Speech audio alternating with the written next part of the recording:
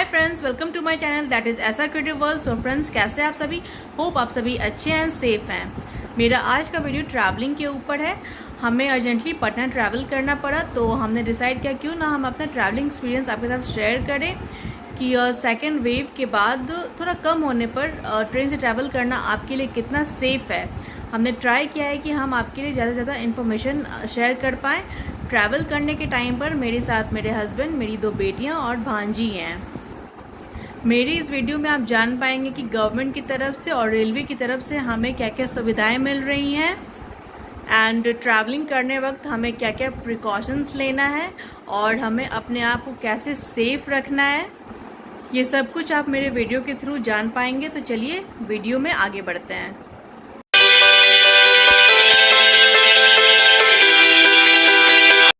कहीं भी ट्रैवल करना हो तो सबसे पहले हमें करनी होती है पैकिंग। तो हम भी यहाँ पैकिंग कर रहे हैं। हमारी पैकिंग ऑलमोस्ट डन हो चुकी है। कुछ और सामान हमें याद आएगा तो वो हम पैक करते जाएंगे।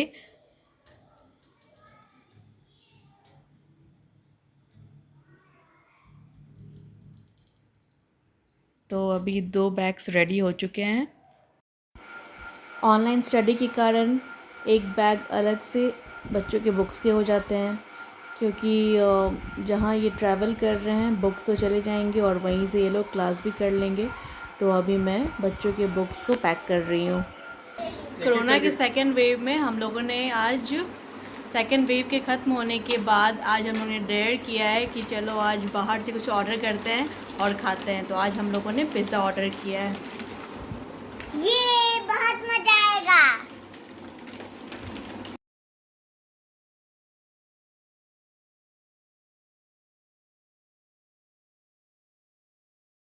नेक्स्ट डे जल्दी से घर साफ़ करके हम लोगों ने नहा करके पूजा कर लिया कि हमारे एब्सेंस में भगवान जी हमारे घर की रक्षा करें। उसके बाद हमने सब कुछ कवर करना स्टार्ट कर दिया। हमने सबसे पहले अपना एसी कवर कर लिया, फिर हमने अपने कूलर से सारा पानी ड्रेन कर दिया ताकि हमारे एब्सेंस में इसमें मच्छर ना आ जाए। अब है सबसे इम्पॉर्टेंट थिंग जो कि है बेडशीट एंड ब्लैंकेट्स। जैसा कि आपको पता है कोविड के कारण ट्रेन पर हमें ब्लैंकेट्स और बेडशीट्स नहीं मिल रहे हैं, तो एक extra luggage blankets and bedsheets के लिए। ट्रेन पे खाने के लिए मैंने खाना बनाकर रेडी कर लिया। ये ठंडा हो जाएगा तो मैं पैक कर लूँगी। खाना वाना पैक करके मैंने सारा कुछ अरेंज कर लिया है। अब मैं चेक कर लेती हूँ सारा स्विच ऑफ है या नहीं। गैस मेरा ऑफ है। गैस को मैंने अच्छे से कवर कर लिया है। हमारा मिक्सी का भी स्विच ऑफ है, फ्रिज का भी स्विच ऑफ है, एसी का भी स्विच ऑफ कर दिया है हमने, सारा प्लग निकाल लिया। वॉशिंग मशीन का भी स्विच ऑफ कर दिया है, वॉशिंग मशीन भी हमने कवर कर लिया है।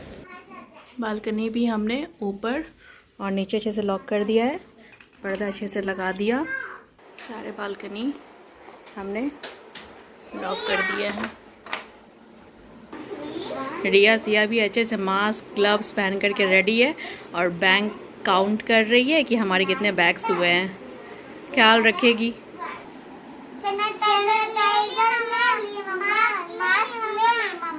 हाँ बेटा, सैनिटाइज़र एंड मास्क दोनों रख लिया। Thank you. हम लोग रेडी हो गए, हमारा लगेज भी रेडी हो गया है।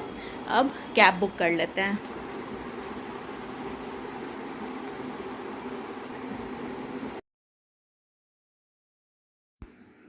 हमारा कैब बुक हो गया है। अब मैं आपसे कैब में मिलती हूँ। हम लोग अपनी सोसाइटी से निकल गए, कैब पर बैठ गए हैं। ये देखिए, ये है हमारा ग्रेटर नोएडा। आप देख सकते हैं कितना ग्रीनरी है दोनों साइड।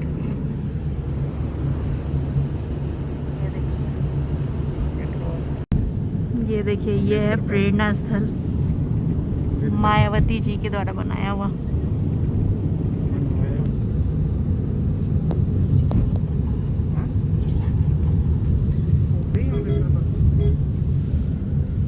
ये है अम्बेडकर पार्क।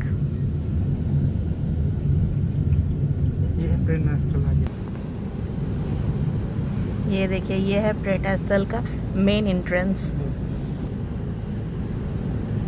प्रेरणा स्थल के ही आधे पार्ट में अम्बेडकर पार्क है। अब हम लोग आ गए नोएडा दिल्ली बॉर्डर पे। आप देख सकते हैं ये है हमारा बॉर्डर। यहाँ आगे चेक पोस्ट है जहाँ पर पुलिस चेक कर रहे हैं कि आपने मास्क पहना है या नहीं, आप कोरोना गाइडलाइंस फॉलो कर रहे हो या नहीं, गाड़ी में कितने लोग बैठे हुए हैं, सारे कुछ यहाँ पर चेक पोस्ट पर चेकिंग चल रही है।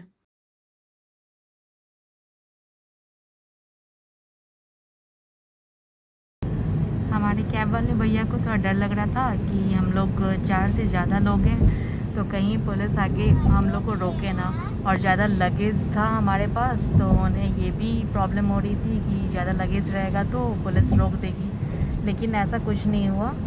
ईज़िली हम लोग पुलिस बैरियर को क्रॉस करके आ गए। ये है अक्षरधाम टेम्पल।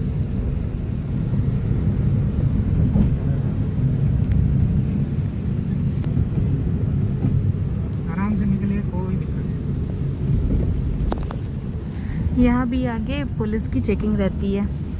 लेट्स सी यहाँ पे कुछ प्रॉब्लम होता है या नहीं।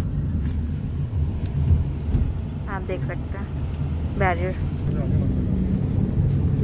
अक्षरधाम टेम्पल के पास से भी हम लोग वहाँ पे बैरियर लगा था दिल्ली पुलिस का, वहाँ पर भी चेकिंग हो रही थी, वहाँ पे भी हमें कोई प्रॉब्लम नहीं हुई, ईजिली हम लोग बाहर निकल गए।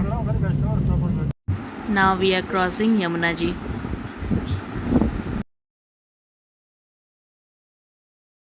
अब हम लोग ITO क्रॉस कर रहे हैं।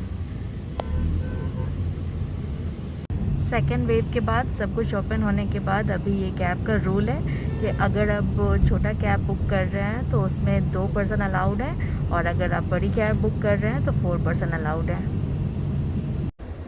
और हम लोग स्टेशन पहुंच गए। Nai Delhi station. Greater Noida West से हमें न्यू दिल्ली स्टेशन आने में 50 मिनट्स लगे।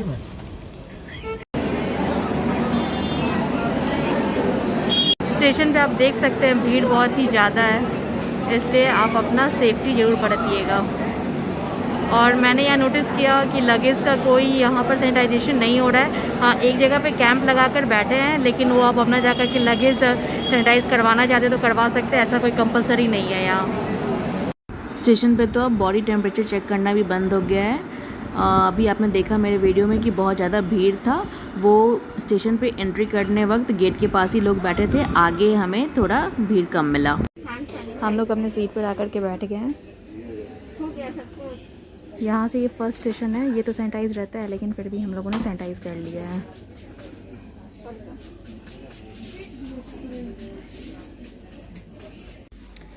हम लोगों ने अपना लगेज अच्छे से एडजस्ट कर लिया और हम पटना आने के लिए रेडी। कर्टन्स वगैरह कुछ भी नहीं है, ब्लैंकेट्स ये सब कुछ भी नहीं है। एक पॉइंट और मैं आपके साथ शेयर करूंगी। अगर आप ट्रेन में बैठ गए हैं और आप अपना मास्क नीचे कर लिए हैं कि चलो अब थोड़ा रिलैक्स हो जाते हैं, तो ऐसा बिल्कुल नहीं करिएगा। अगर आप मास्क नीचे कर लिए और आपको बाहर से पुलिस अगर देख लिया तो तुरंत आकर के फाइन लगा देगी। इसलिए सेफ्टी बरतें और मास्क पहने रहें।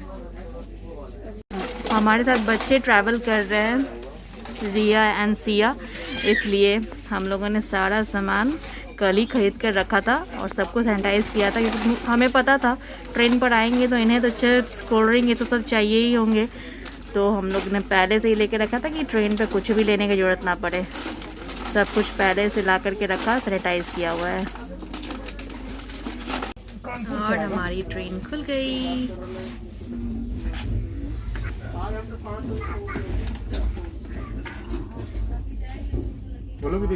ये रेलवे का रूल है कि रात के 11 बजे से सुबह 5 बजे तक चार्जिंग सप्लाई बंद रहेगी। ये देखिए, ये है हमारी सोसाइटी। घूम फिर करके हमें वापस अपने घर के पास से ही क्रॉस करके जाना पड़ रहा है। गाजियाबाद हमारा सबसे नज़दीक स्टेशन है, लेकिन हमें न्यू दिल्ली जाना पड़ता है क्योंकि गाजियाबाद पे इसका स्टॉपेज तो है नहीं। हम लोग संपूर्ण क्रांति से ट्रैवल कर रहे हैं।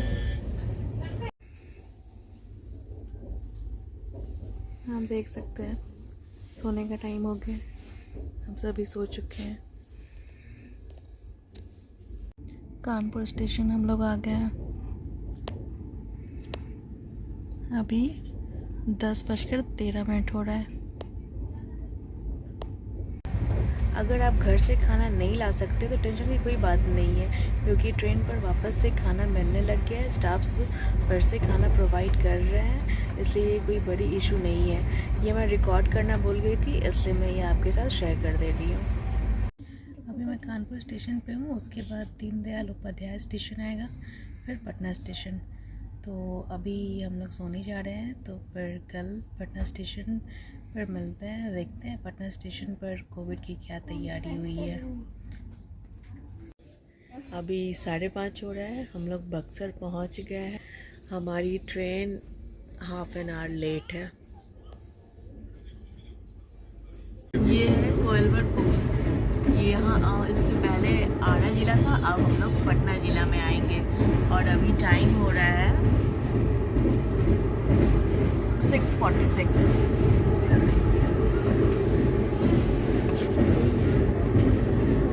ये सोन नदी है और हम लोग आ गए पटना जंक्शन और टाइम हो रहा है 7:25 और हम लोग पटना जंक्शन पहुंच गए हैं। प्लेटफॉर्म नंबर 5 पर हैं। अभी तो प्लेटफॉर्म नंबर 5 पर भीड़ बहुत कम है।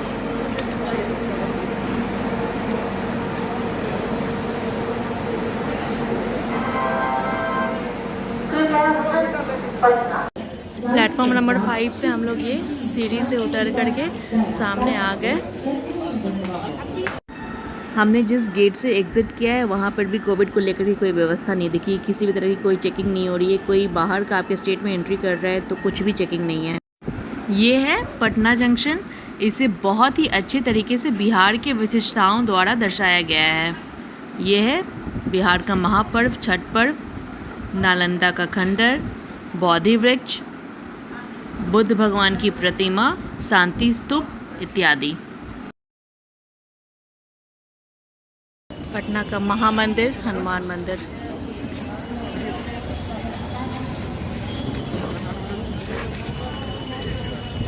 तो फ्रेंड्स, अब हम लोग घर जा रहे हैं। कमेंट बॉक्स में मुझे बताना ना भूलिएगा कि आपको मेरा ये वीडियो कैसा लगा। अगर आपको मेरा ये वीडियो पसंद आया तो प्लीज़ लाइक एंड सब्सक्राइब जरूर करिएगा। Thank you.